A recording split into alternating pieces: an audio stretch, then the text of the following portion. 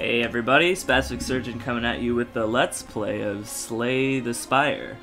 Now if you're a follower of any of my earlier content, you're probably thinking, this is an anime analysis. And you're correct. This is a Let's Play of Slay the Spire, a turn-based roguelike with deck building elements. And the reason I'm doing this is because a friend asked me to do the Let's Play, and I've always wanted to, and it turned out to be pretty easy to set up OBS and get this thing going. So this is by Crit Games, and it's been a pretty successful and popular roguelike in the community, and I see why, because like I said, it's a roguelike, it's got turn-based elements, and it's got deck building elements. And the thing that stands out to me about it is that all of the elements come together really nicely, and it doesn't feel like any of them are really left out. So there's two characters to choose from. There's the Ironclad, which is your typical knight character, and Silent, which seems to be more of a, it's like a plague doctor kind of character, who's more focused on card advantage and like advantage over time, whereas this guy is more just about, basic guns and ammo, sword and shield kind of thing. Normally I would probably play this kind of character, but I just started playing this one, and I've been playing him the whole time, so I think I'm going to continue with that. Alright, so yeah, I've played like 12 hours of this game, and I bought it like 16 hours ago, so it's got me pretty thoroughly addicted to it. The thing about this game is that it's so addicting for me that I tend to rush through things. In the atmosphere and the music, it's all telling you to go, go fast, click fast, and the animations in combat are so smooth that you want to do all those things. But I tend to but the thing is, strategically you want to sometimes slow it down. So let me explain what's going on here. This is my character, this is the enemy. Their intent is shown above their heads, and so I can play my cards out based on what they're going to do and to try and get the most advantage I can. These are my resources over here, this is our energy, and this is my draw pile, and this is my discard pile. If you've played Magic or Hearthstone, this is different, because whenever you run out of cards in your draw pile, the discard pile just becomes your draw pile again. So we'll just end the turn there. Up here we've got our resources like health, money, and then these are potion slots. You can only have 3. And we can always look at our deck and our map. And this is consistent throughout. So after we beat this boss, there will be more bosses and more maps to complete. And we'll get to keep all our items and stuff that we've collected on the first map. So with that, I'm just going to play this out how I normally would. I've got a decent amount of experience, although I don't think I'm that great at the game. Yeah. So this guy... you see, so because I know that he's not going to attack and he's going to block and buff himself, I'm going to just try and get in as much damage as I can. Like, this is a very typical situation that's going to come up a lot. If I were to defend here, it wouldn't get me anything, so I might as well just deal 8 damage and make him vulnerable. And what vulnerable does, it's a debuff that makes him take 50% more damage. So he's going to bellow, which is going to give him strength and a shield to break through. And strength basically just adds to every attack you make. So if I had 3 strength, these would both do 9 instead of 6, as far as I understand it. And so because I know he's going to do 10 attack, I'm going to make sure I have 5 block by playing these 2 block cards and striking him with my 6 damage.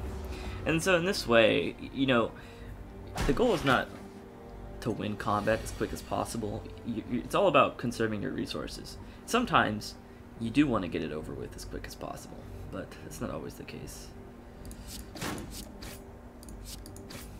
Okay. So this is another interesting thing. This is the remainder of the remaining cards that we're going to pull from. These are the cards we've already pulled. So in this way, we can even predict our turns well in advance. In the beginning, this is more feasible because we only have 10 cards. So, and we know what they are. Like it's 5 block, 4 strike, and a bash. But later in the game, it's not as feasible to do that. And so I should mention that probably the core thing.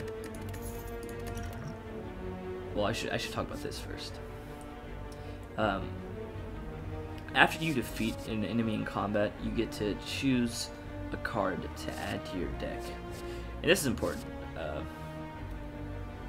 actually never noticed, despite how many hours I put in this game, I never noticed that you could just skip putting a card in your deck.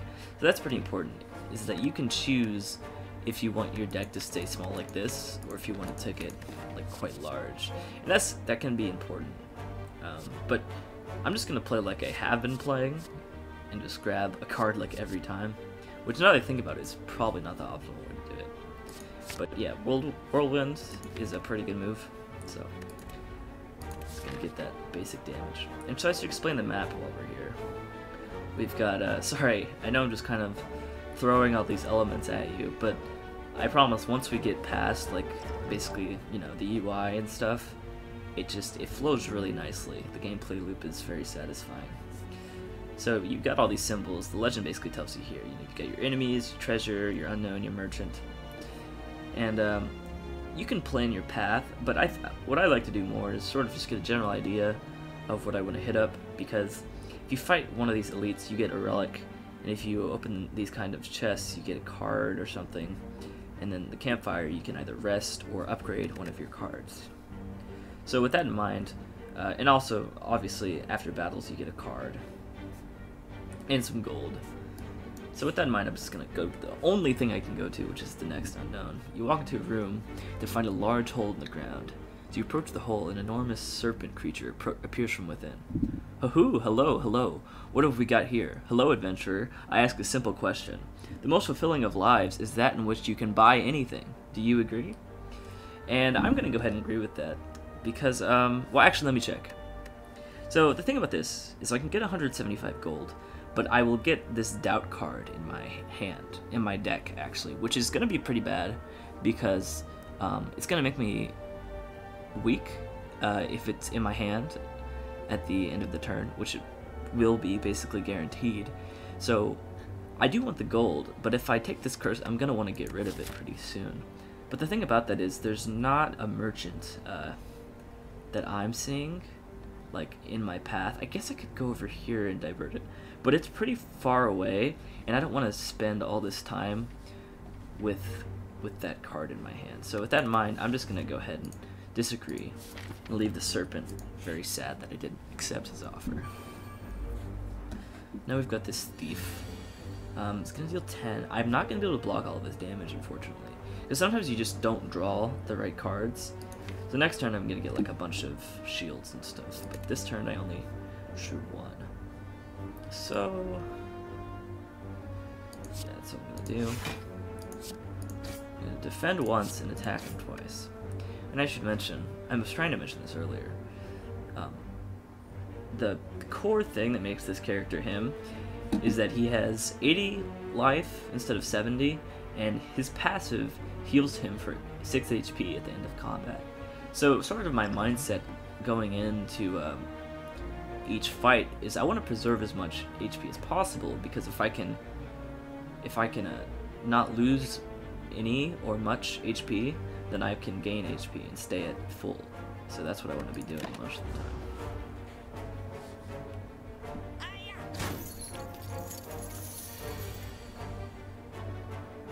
So I'm just gonna keep this going faster here. The thieves can be annoying because they're I mean, they're gonna attack you at first, but after a certain point they're going to realize that they're dead and try to first they're gonna defend themselves, and then they're gonna run away. If you let them escape, you see he's going to defend next turn. And if you let them escape, they will steal all of the gold that they took from you. So you can lose like 30 or 45 gold, which is, it's not a big deal, but it's pretty annoying. Alright, so yeah, I can't kill this guy. No, I can. I definitely can. Good, good. So he's dead. I gained 6 HP. Staying topped off, basically. And so, I guess I'll take this cleave here.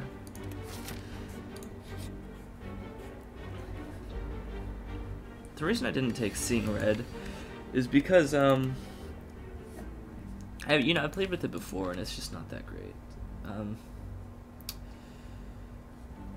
can't, so I want to defend as much as I can, basically. That's not much. I'm gonna go down to 72 here, actually.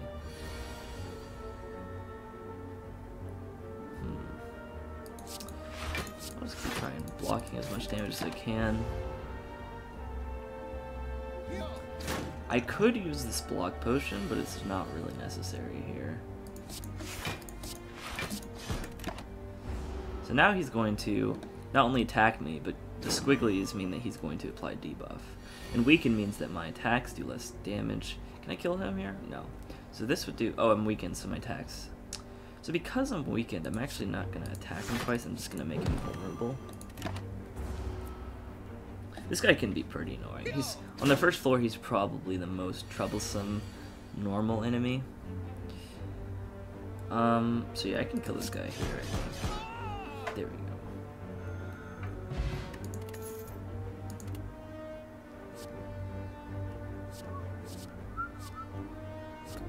This can be an alright skill. Apply one weak to all enemies. I think I'll actually take that, yeah. These guys are annoying, but if you deal with them well, they're not usually that much of an issue. So let me think. Take this guy.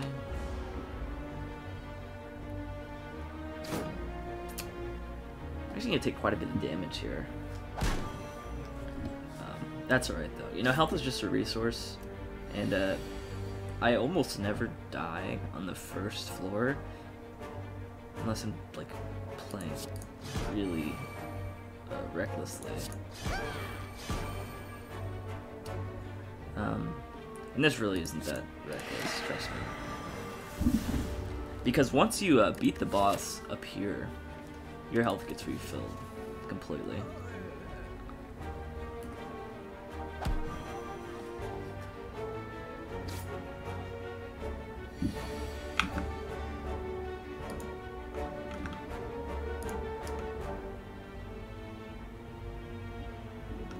No, sorry, I'm just checking something.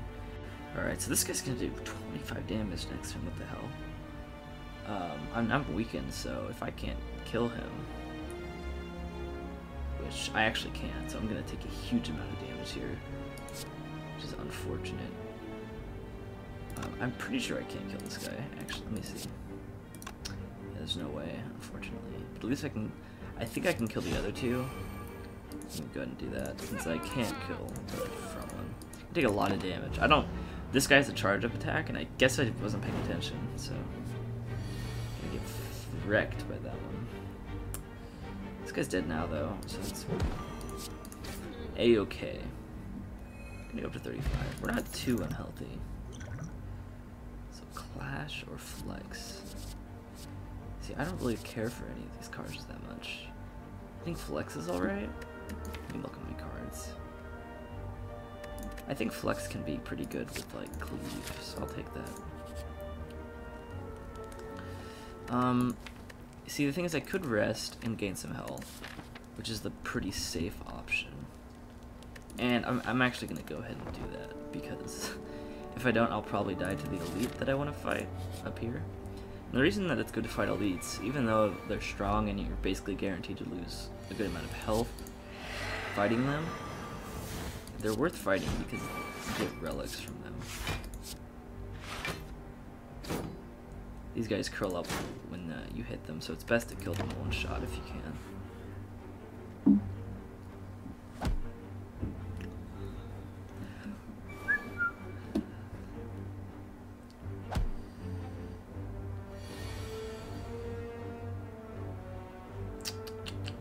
So they're all gonna attack. I actually can kill them all pretty easily here. There we go. That's why Whirlwind is so good against groups of enemies. So here we have Inflame, which is basically a power-up buff. Thunderclap is like it's an area of effect, vulnerability, and damage. I really like this. And Reaper heals and AoE hits everything, which it's not as good as it looks because it's kind of expensive for what it does. See, Thunderclap does something similar. It doesn't heal you, but it does the same damage and it gets vulnerability. So I actually prefer Thunderclap in this case. So now we're gonna fight this relic, or this this elite, and try and get a relic. He's actually quite strong. He starts out just sleeping innocently, but you'll see that he's nothing to scoff at. He starts out stunned, so you basically get 2 free attacks at him, or I guess 1 free attack at him. So he's gonna come back with 18 damage. That since this fight tends to be grindier, I'm gonna go ahead and drink this potion, because I'll be able to get the full effect of the HP, hopefully. I flex, so I get more damage on my attacks, and I'm gonna attack him. I don't mind taking some damage here, because if I look here, I'm not gonna have too many battles ahead, and I can rest at that campfire if I really need to.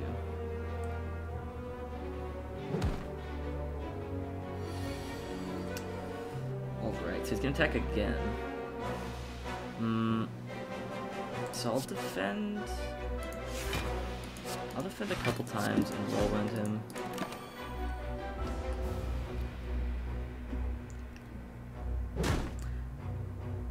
I realized I could have taken less damage, but it's important to take him down as well. Because grindier matches will really take a toll on your resources. I mean your health mostly. Let me see what I have coming up. So, let me think here. I don't want to take a full 18, so I guess I'll have to do this. 5. I'll make him vulnerable, and then I might be able to finish him off next turn. Let's see. Probably not, actually. The turn after the next, he might be dead.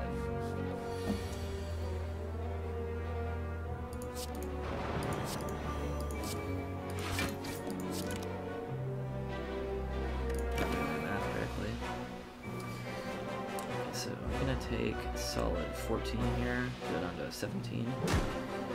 Yeah. Chances are, yeah, it looks like he's dead. 6 times. No, he's actually not gonna do that.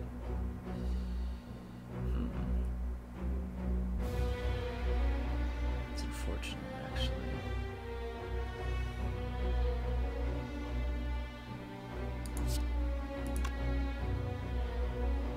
Guess I'll just keep the vulnerable on him and attack him again. Because when you apply a debuff, there's also a number next to it, which tells you how long it stays on the guy. He should be dead now. There you go. We lost a lot of health, you see. And I didn't play that very well, granted, but we got a relic.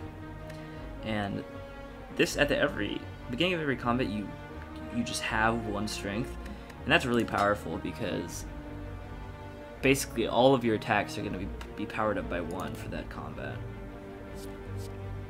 And it's more powerful than it sounds, because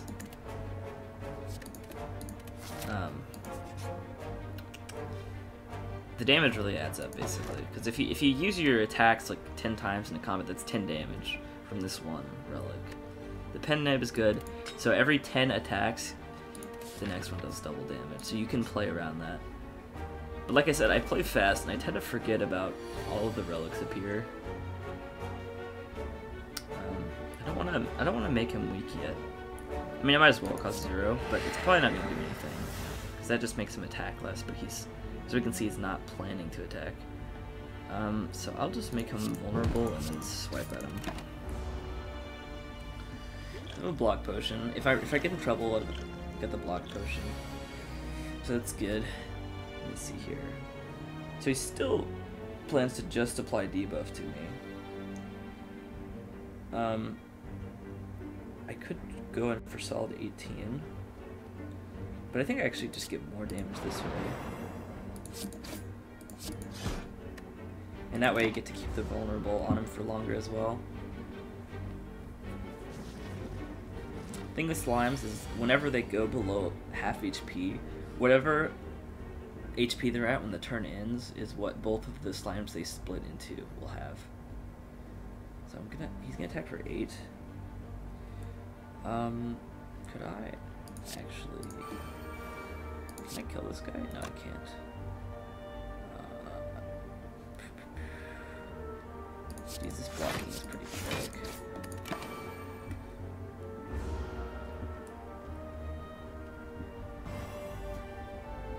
Frail means that it's harder for me to get block if I use my shielding cards, essentially.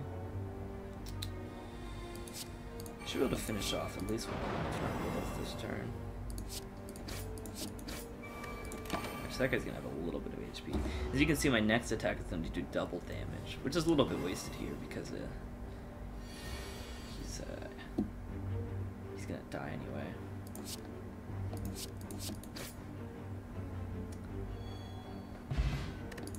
Stand topped off.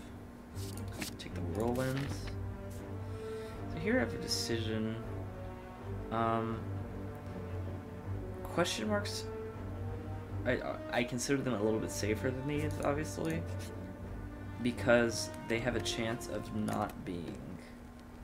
I'm actually gonna upgrade Thunderclap here. It's very powerful, in my experience. The AoE damage and the vulnerability on every enemy.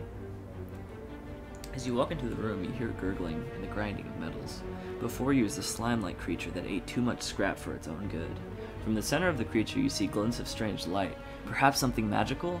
It looks like you can get some treasure if you just reach inside its opening. However, the acid and sharp objects may hurt. Okay, so this is something where basically I can risk a lot of HP to try and get this relic. I don't think I'll die. And I'm gonna play fast and loose here. So I'm gonna lose more HP, and I didn't lose too much HP, so that's good. So after rummaging through the metal and burning acid, I finally grab hold of the relic and yank it out. You pull your way out of the ooze, damaged but rewarded. And so basically Umamori means the next 2 curses I obtain are basically negated, which is pretty good, because I can take like risky deals with snakes. This is not bad. I generally like to go with... This is good. This is really good. Can I buy these both? Yeah, I can. I think I'm just going to... Let me see here. If I buy both of these, it'll put me like 150. I should be able to still afford a potion.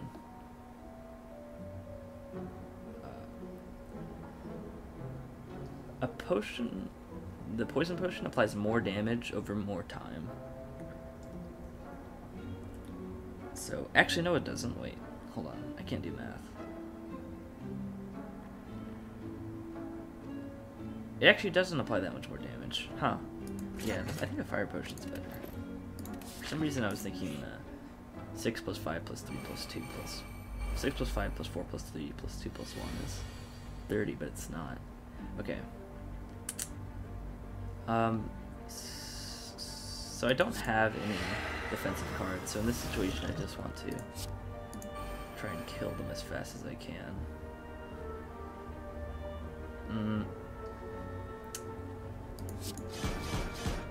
I don't mind taking 7, it's not a huge deal, I'll be dead next turn.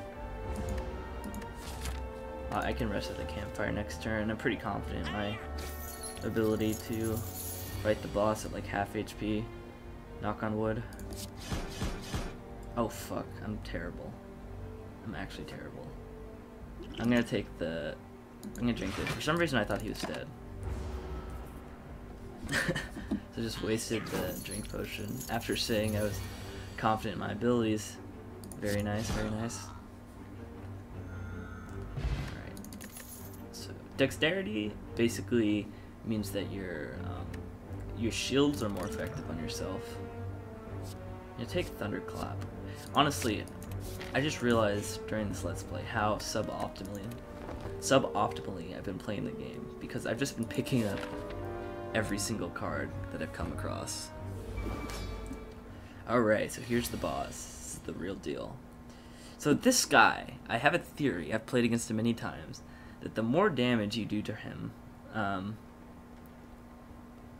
like on your initial strike, the more he does back to you.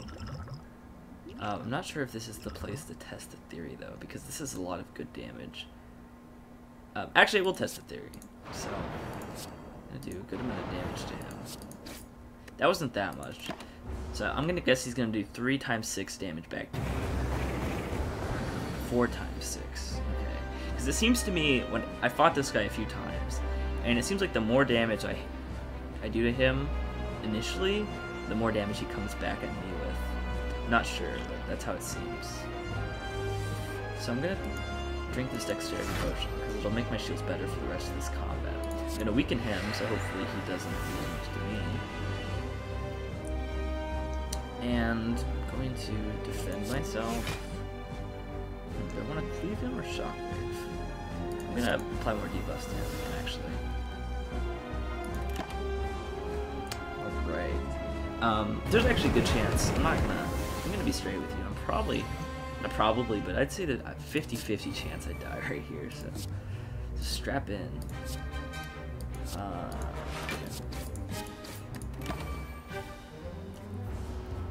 Problem is, this guy has crazy strong attacks, and I might not have the damage to finish him off.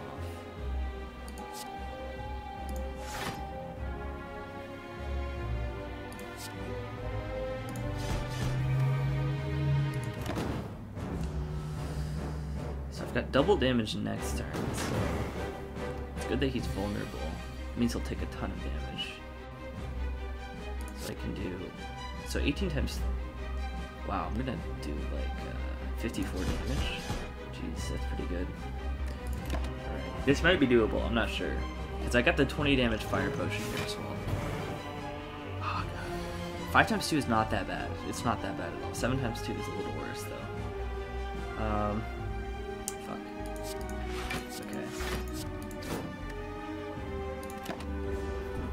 Okay, so he's exactly half health. He's not going to do any damage to me this turn. What about next turn? Same thing. If he keeps throwing 7 times 2 at me, I think I can win. If I draw shields, that is. I can't have these hands where I'm not drawing any shields. It's really bad. Make him vulnerable. Swing at him. I'm going to take like half my HP here, which is pretty scary. If he throws a big attack at me, I might just be done. 8? I can deal with 8. I don't know why he's being so nice. Usually he does a lot more. So Thunder, I'm going to make him vulnerable. Cleave him. God, this is close. So I basically just need to do about 54 more damage. Oh, I'm dead. I'm actually 100% dead. Oh god, okay. That feels bad. Yeah, so I thought he was being nice, but he pulled out the 5 times 6 on me, and I was pretty reckless with how I took so much damage on the way here, so I usually don't lose on the first floor anymore, but I guess that's a good place to end this run. SpasticSurgeon signing out on my first ever Let's Play of any game ever. Thanks for watching, and click the buttons down below if you enjoyed this.